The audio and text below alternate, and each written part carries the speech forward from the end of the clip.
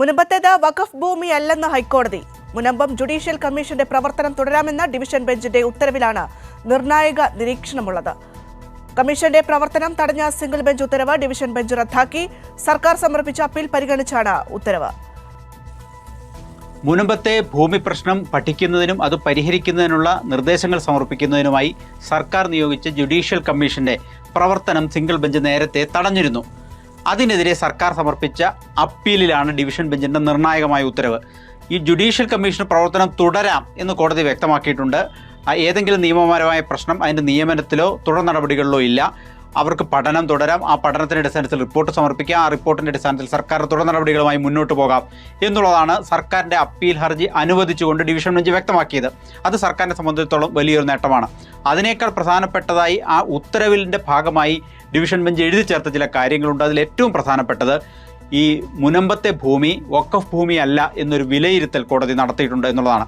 അതിന് കാരണം കോടതി വിശദീകരിക്കുന്നത് എങ്ങനെയാണ്? 1950 ഈ ഭൂമി കൈമാറ്റ ഉടമ്പടിയുമായി ബന്ധപ്പെട്ട ഉടമ്പടിയിൽ പറയുന്നത് വിദ്യാഭ്യാസ ആവശ്യത്തിനു വേണ്ടി ഈ ഭൂമി കോളേജ് അധികൃതർക്ക് കൈമാറുന്നു, ദാനം ചെയ്യുന്നു എന്നുള്ളതാണ്.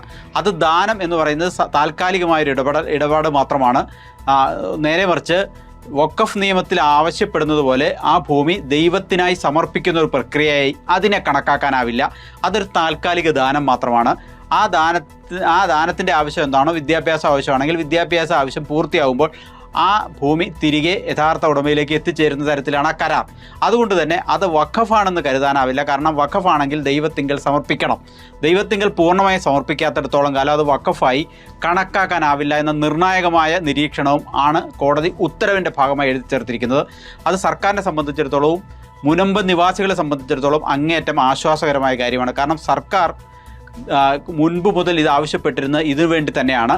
അതായത് ഇവർക്ക് ഭൂമി ലഭ്യമാക്കണം, ഇവരുടെ ഭൂമിയിൽ ഇവർക്ക് സ്ഥിരമായി താമസിക്കാനുള്ള സാഹചര്യം ഒരുങ്ങണം. ഇവർ വർഷങ്ങളായി തലമുറ കൈമാറി സൂക്ഷിച്ചു വരുന്ന ഭൂമിയാണ്. അത് വഖഫാണെന്നും പറഞ്ഞ് വഖഫ് ഏറ്റെടുക്കാൻ ശ്രമിക്കുന്നതിനോട് സർക്കാരിന് വിയോജിപ്പുണ്ടായിരുന്നു. അത് തന്നെയാണ് കോടതിയിൽ സർക്കാർ ചോദ്യം ചെയ്തതിൽ ഒരു ഭാഗം.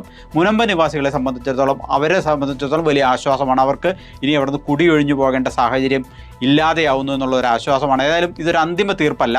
കാരണം ഇതിൽ തന്നെ വഖഫ് ട്രിബ്യൂണലിലെ അപ്പീൽ നിലനിൽക്കുന്നുണ്ട്. അതിന്മേൽ ഇനിയും അപ്പീലുകൾ വരാൻ സാധ്യതയുണ്ട്. എങ്കിലും ഇതൊരു നിർണായക നിരീക്ഷണമാണ് മുനമ്പം പ്രശ്നം പരിഹരിക്കുന്നതിൽ എന്ന കാര്യത്തിൽ തർക്കമില്ല.